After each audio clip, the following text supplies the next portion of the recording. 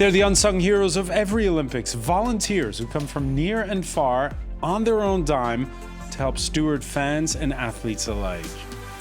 Forget all the high-tech stuff. Why Turkish silver medalist Yusuf Dikec has attained cult status with casual old-school approach to the 10-meter air pistol mixed team event. It's safe to go in the water in Tahiti in this edition spotlight on surfing, taking place 12,000 kilometers from the Olympic cauldron, and where a multi-day postponement, well, is a cross to bear of sorts, if you will. Welcome to Destination Paris. I'm François Picard alongside Daily Beast contributing editor Craig Copetas. How are you, sir? Ready for the water. All right. We begin, though, with James Andre. Where are you, James, exactly? Well, actually, I am at the Casa Brasil in what is called here the Park of Nations. This is in La Villette, northern Paris. And in fact, this whole park is host to around 15 nations that have opened pavilions here, which reflect their Olympic performance, but also their culture. So if you look around here, what we have is a massive screen so that Brazilian supporters can watch their favorite athletes. And actually, earlier on, where there was a young gymnast who was on this big screen behind me, everybody was yelling, supporting her.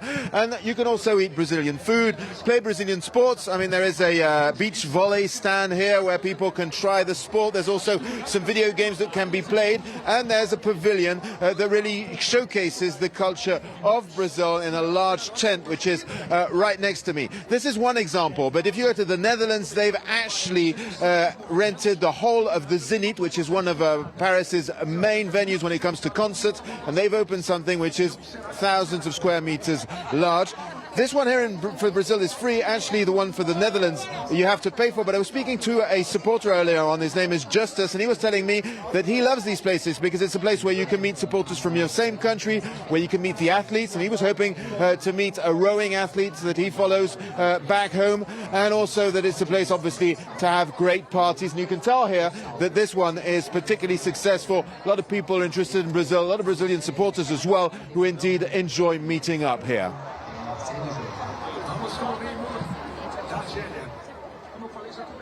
Yeah, and you were speaking with that Dutch supporter. We saw the Orange Army out in force at the rowing this morning, James. James, the news cycle's, of course, bleeding into our day, what with the news of this massive prisoner swap involving Russia. Russia, which cannot have its athletes under its flag at these Olympics. Russia's absence, a topic of conversation where you are. Absolutely, topic of conversation. And earlier on this afternoon, with the team and Gael Fonseca, who's doing the pictures for us, we were at that venue, which is the Ukraine House. Now, that is something very new. It's the first time that Ukraine has its own Olympic house and an Olympic Games. And that was actually financed and pushed by the French government, who indeed wanted the country to be represented here. And indeed, well, there are 140 athletes taking part in these Olympic Games in Paris, despite the harsh conditions. Despite all the problems to train and to be able to get ready, they are here in Paris. And we spoke to the spokesperson for the Ukrainian Minister of Sport, and he was telling us how it is so important for him to be here and to have this winning spirit, winning in sports, of course, but also potentially, and he is hoping, of course, winning the war. We have a really huge team, a really huge team of heroes. It's 140 athletes competing and representing Ukraine on this year Olympics. All of them are heroes, and they show to the world their will to win. And for us, it's the winning that we are here, because when the full-scale invasion started, nobody believes that Ukraine will stand, and even that Ukraine will compete on Olympics. No one believes. But Ukrainian will to win proved that Ukrainian stands, and we are here, and our enemies are not here, and we really appreciate it. Yes, Ukrainian athletes who have medaled twice so far. They got a bronze medal in fencing and a silver medal at shooting, which of course was much appreciated by the Ukrainian public. James Andre reporting live from there near in the park of La Villette. Many thanks for that update. They're an army of 45,000 at these games. Volunteers, happy to help and direct. They've paid their own way. And their enthusiasm, if you've gone as a spectator, well, it's contagious. I'm passionate about sports, and the Olympics happen every 100 years or so in France. And it's the best opportunity to discover high-level sports. We may use this opportunity of coming to the Olympics, which are unprecedented in Paris, to make the most of it. Now, only some of these volunteers are French nationals. We are pleased to welcome to our studios Tabitha Cairns, 20 years old. You're from Reading, England. Thank you for being with us. Thank you. What is your job at these games? What's your mission? I have two missions at the moment. My first is with the inventory team, and I help make sure that all of the athletes have everything they need in their rooms. Nothing's missing, nothing's broken, make sure everything's running smoothly. So you're in the athletes' village? Yes, yeah. I'm working in the Olympic Village. Which not even journalists can go in. No, no. It's very secretive. I'm not allowed to share photos with people. I have to keep everything to myself. And it's been running around the clock. I know the cafeteria is running around the clock. What's it like in the Olympic Village? It's surreal.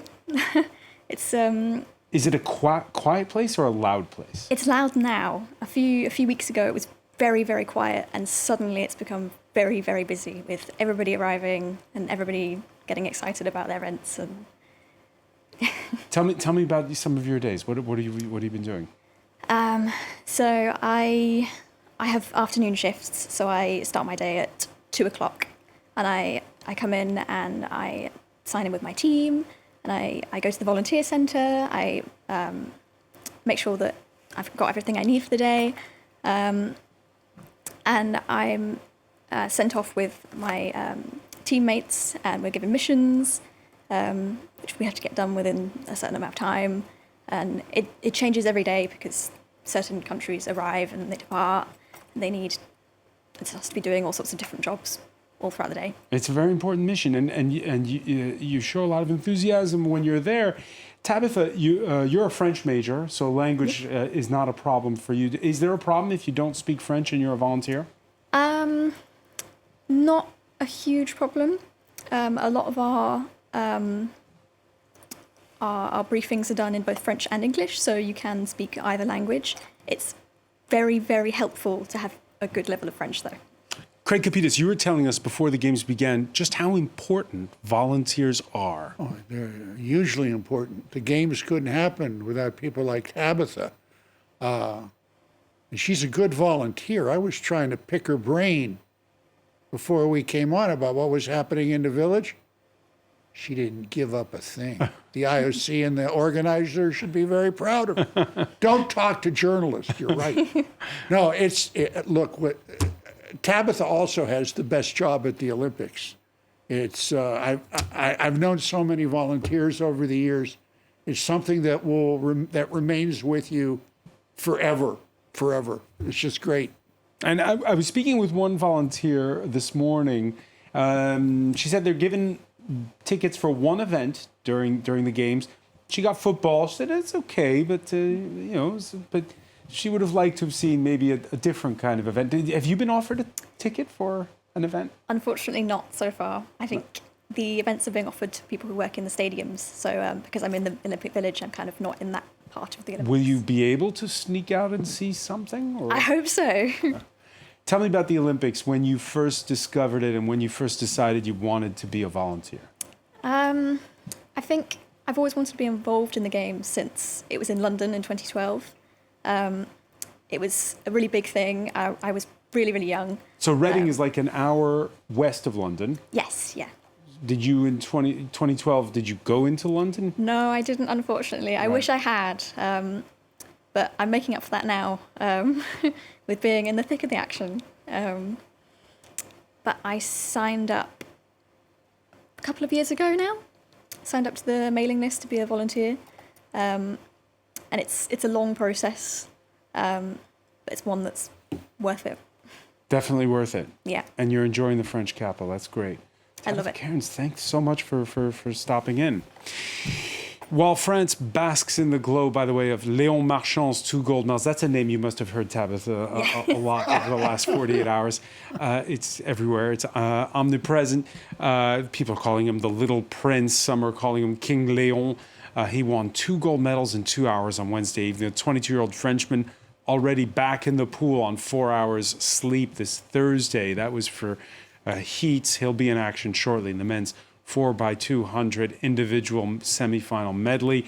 So is Simone Biles, who after winning team gold for the United States is the odds-on favorite to regain her all-around gymnastics Olympic title that she lost in Tokyo.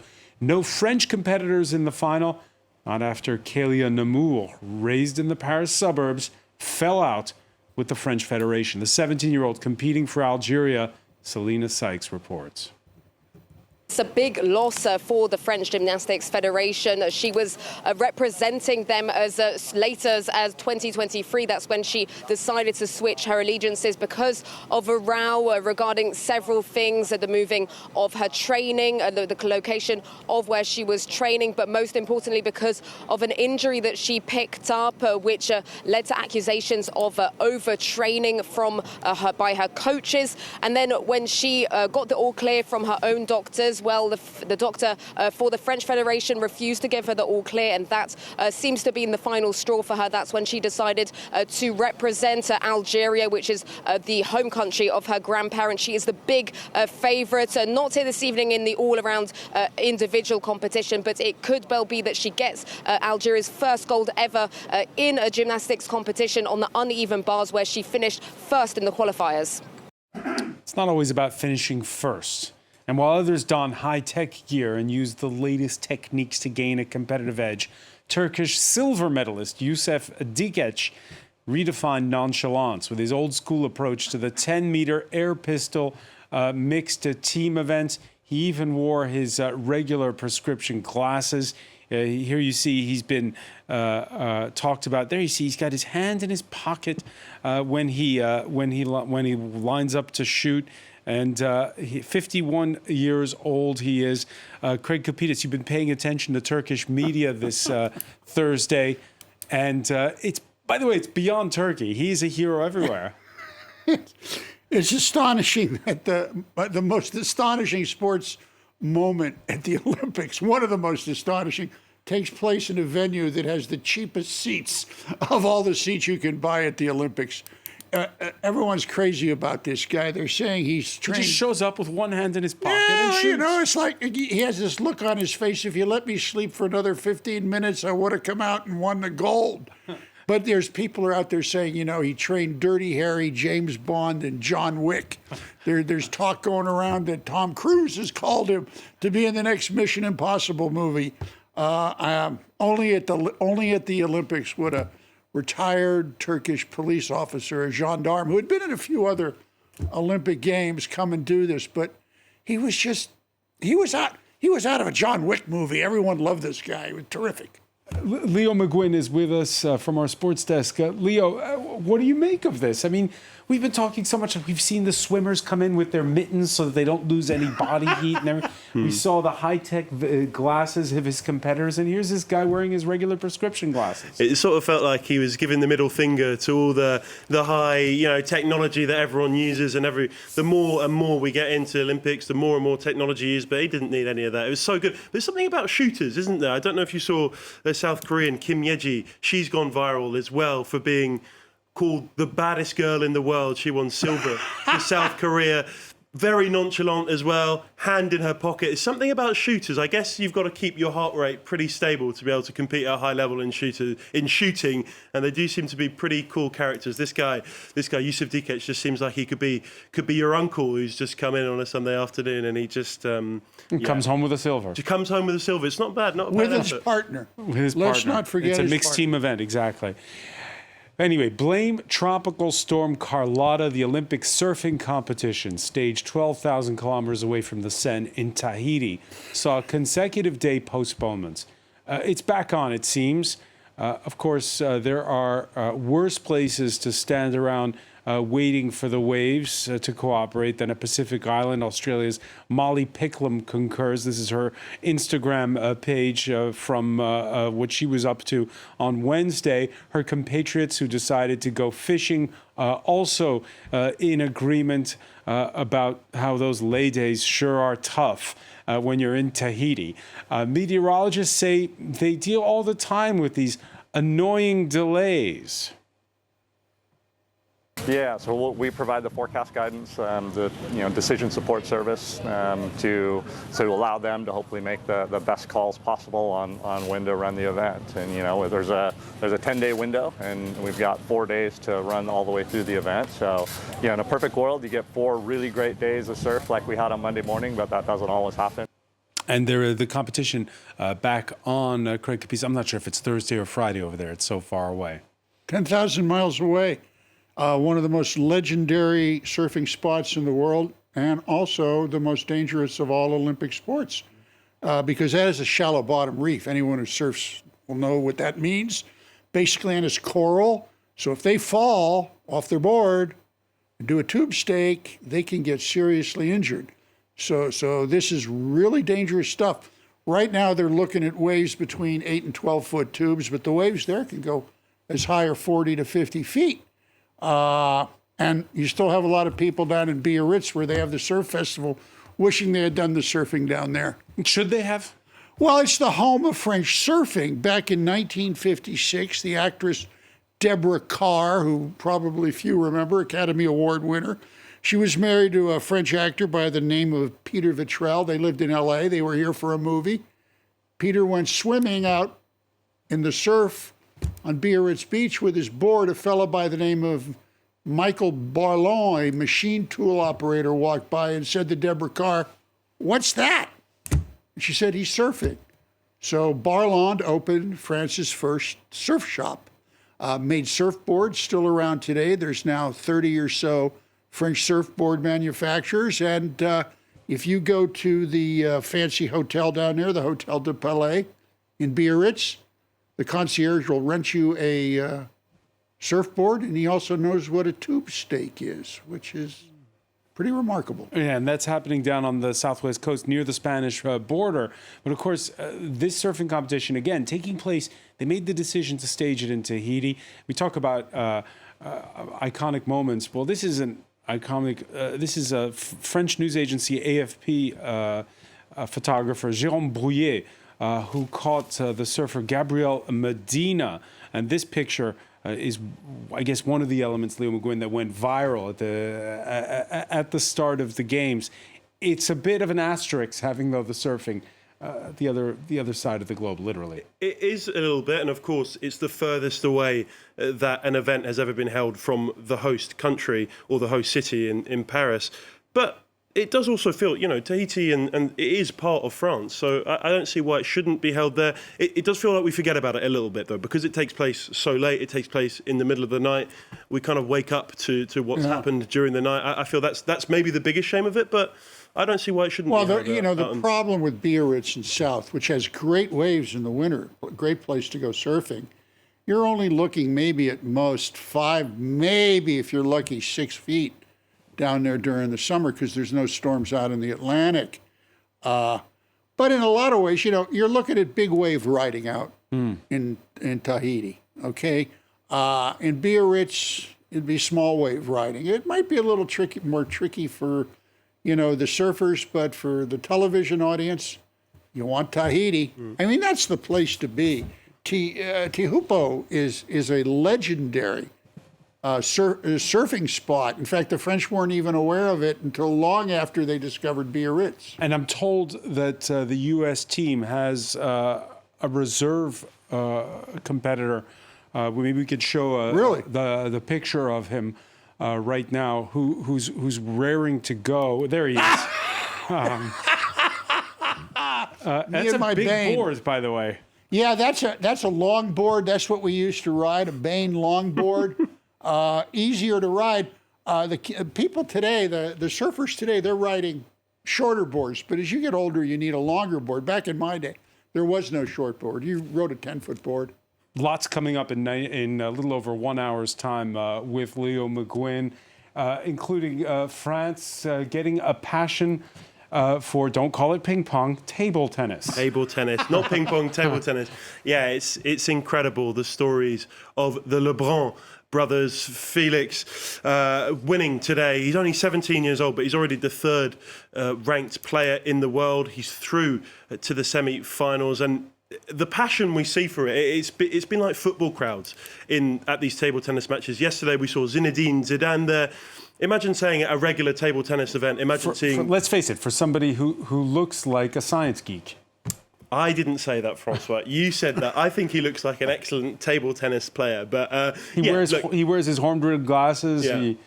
But it shows that you don't have to look a certain way to be. He'd whoop you. He beat you pretty handily, I reckon. No, but it's a hell of a story, and it's just another example of the home crowd and a home favourite. And he could be maybe Marchand, the hero of the first few days. It could very well be Felix. Where's he at this stage of the competition? Semi-final. So he'll play his semi-final tomorrow. He's number 3 ranked in the world. It's the semi-final against number 2 in the world. Number 1 is out, so it's the 2 best players left in the competition who'll play tomorrow. All right.